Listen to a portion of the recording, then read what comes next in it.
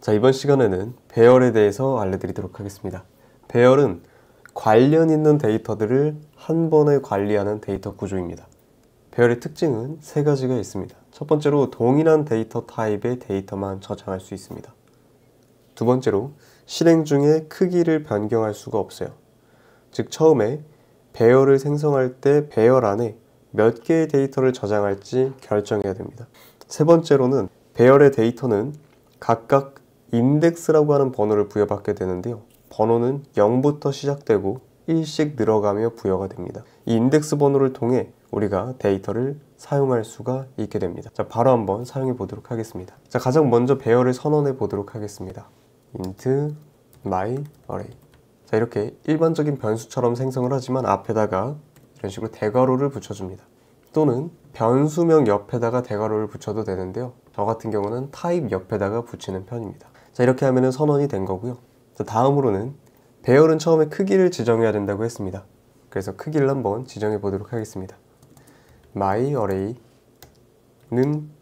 newInt 하고 대괄호 이렇게 한 다음에 대괄호 안에다가 얼마만큼의 데이터를 넣을 건지 크기를 지정해 주면 됩니다. 저 같은 경우는 5개만 넣어 보도록 하겠습니다. 자, 이렇게 하면 myArray라고 하는 변수에는 5개의 int 데이터만 넣을 수가 있게 됩니다. 자, 그런데 우리가 이렇게 배열을 선언하고 그 다음에 밑에서 크기를 지정해 줬는데요.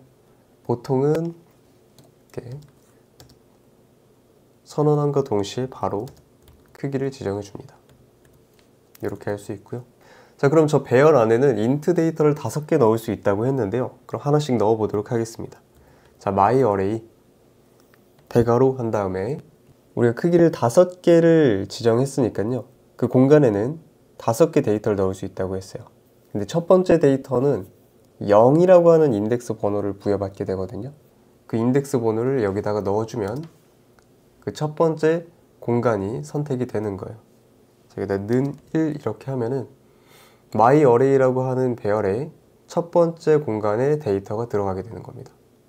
두 번째 공간은 인덱스 번호가 1번입니다. 1번에다가는 2 이렇게 넣어주고요. 세 번째 공간은 인덱스 번호가 2번이 됩니다. 3 이렇게 넣어주고요. myArray 3은 4. 자, 이러면은 네 번째 공간에 4가 들어가고요. myArray 자, 이렇게 하면 5번째 공간에 5가 들어가게 됩니다. 자, 이렇게 하면 우리 myArray라고 하는 변수에 데이터가 5개가 들어가 있는 모습을 만들 수가 있습니다. 즉 관련 있는 데이터를 한 번에 관리할 수 있게 됩니다. 자, 근데 배열을 선언함과 동시에 이 데이터들을 공간에 각각 넣어주고 싶다면 여기다가 중괄호 하고 1, 2, 3, 4, 5 이렇게 넣어주면은 여기다 넣어준 요소 개수만큼 크기가 지정되고 하나하나씩 데이터가 할당되게 됩니다. 자, 그럼 이렇게 데이터를 할당했다면 사용을 해봐야겠죠. 사용하는 방법은 굉장히 간단합니다. 일단 배열 안에 있는 요소들은 데이터 타입이 int일 테니까요. int result라고 하는 변수를 하나 만들어주고 그 안에다가 myArray 이렇게 적어줍니다. 이렇게 하면 데이터가 들어갈까요? myArray 안에 있는 어떤 데이터를 넣어줄 건지 우리가 정해줘야 됩니다. 자, 예를 들어서 여기 숫자 3을 넣어주려고 합니다. 그럼 3은 지금 요소가 세 번째 요소죠. 이 요소는 처음부터 각각 인덱스 번호가 0, 1, 2 이런 식으로 부여된다고 했어요. 그럼 숫자 3은 인덱스 번호가 몇 번이에요? 2번이죠. 그럼 여기다 호출할 때 대괄호하고 2 이렇게 넣어줍니다. 그럼 이 myArray 대괄호 2는 이 숫자 3을 의미하게 돼요. 여기 보니까 대입연산자를 통해서 result라고 하는 변수에 담아주도록 되어 있으니까요. result라고 하는 변수에는 숫자 3이 담기게 됩니다. 실제로 잘 들어갔는지 출력을 한번 해보도록 하겠습니다. 하나, 둘, 셋. 자, 3이 잘 나오는 거 볼 수 있습니다. 자, 다음으로는 배열 안에 있는 데이터에다가 값을 재할당하고 싶은 거예요. 그럼 어떻게 해야 될까? 자, 예를 들어서 지금 배열 안에 세 번째 요소에 있는 이 3이라고 하는 숫자를 20으로 바꾸고 싶은 거예요. 그럴 때는 myArray 한 다음에 변경하려고 하는 요소를 인덱스 번호로 선택을 해주고요. 대입연산자를 통해서 값을 할당해 줍니다. 자, 이렇게 되면 myArray의 두 번째 인덱스, 이 3이라고 하는 숫자는 대입연산자를 통해서 20이라고 하는 숫자로 변경되게 됩니다. 자, 실제로 변경됐는지 출력을 해볼 건데요. myArray 대괄호 2 하면은 두 번째 요소가 선택이 됩니다. 아까처럼 변수에 담아서 사용해도 되고요. 이렇게 바로 사용해도 됩니다. 자, 실행해 볼게요. 하나, 둘, 셋. 자, 배열 안에 있는 데이터가 변경된 거를 확인할 수 있습니다. 자, 그 다음으로는 배열 안에 있는 요소가 몇 개 있는지 확인하고 싶을 때가 있습니다. 지금 우리가 봤을 때는 한눈에 5개라는 걸 알 수 있지만요. 배열의 개수가 점점 많아지게 되면 한눈에 파악하기 어려워집니다. 그럴 때는 myArray.length라고 하는 걸 사용하면 되는데요. 그냥 이대로 실행하면 출력이 안 되겠죠. 출력할 때 사용하는 거는 system.out.println이기 때문에 이 안에다가 myArray.length라고 적어주면은 배열 안에 있는 요소 개수가 몇 개인지 출력해 줍니다. 지금은 배열 안에 있는 요소가 5개이기 때문에 5개가 출력되는지 확인해 보겠습니다. 하나, 둘, 셋. 자, 5개 출력되는 거 확인할 수 있고요. 자, 다음으로는 이제 우리가 이 배열 안에 있는 요소들을 전부 다 출력하고 싶어요. 그럼 어떻게 출력해야 될까요? 가장 간단한 방법으로는 하나하나씩 출력하는 방법이 있습니다. myArray 0번 인덱스, 1번 인덱스, 2번 인덱스, 3번 인덱스, 4번 인덱스 이런 식으로 출력할 수 있는데요. 한번 출력해 보겠습니다. 잘 출력이 되죠?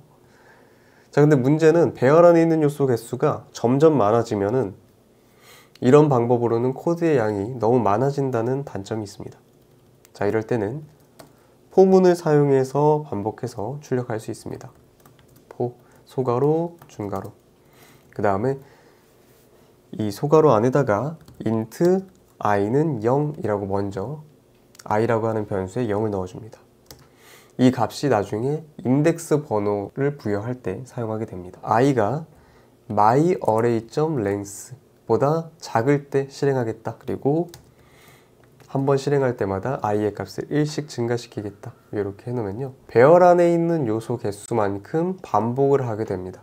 그리고 이 안에서 myArray를 출력해 볼 건데요. 이 대괄호 안에다가 인덱스 번호를 부여해 줘야 된다고 했어요. 그런데 인덱스 번호를 부여할 때는 이제 여기다가 0이라고 넣으면은 0번째 인덱스 안에 있는 데이터만 계속 출력이 되겠죠. 한번 반복할 때마다 여기도 1씩 증가하면서 인덱스 번호를 부여해 줘야 됩니다. 처음엔 0을 출력하고 그 다음엔 1번에 있는 거, 그 다음 2번에 있는 거 이런 식으로 해야 되는데요. 여기다가 i를 넣어주면요.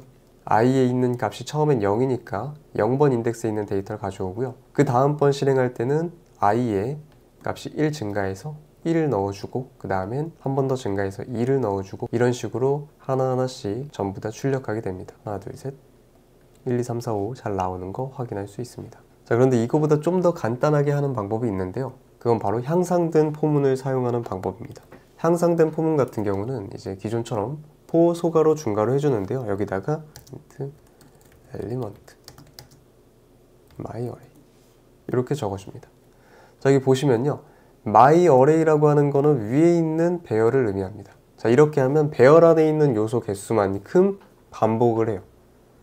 자, 근데 왼쪽에 있는 int element는 뭘까요? 자, myArray 안에 있는 요소만큼 반복을 하게 되는데요. 이 element는 처음 반복할 때는 첫 번째 인덱스 안에 있는 데이터가 들어오게 되고요. 두 번째 반복할 때는 두 번째 인덱스 번호에 있는 데이터가 들어오게 됩니다. 자, 세 번째 반복할 때는 뭐가 들어가요? 세 번째 인덱스 안에 있는 게 들어가게 됩니다.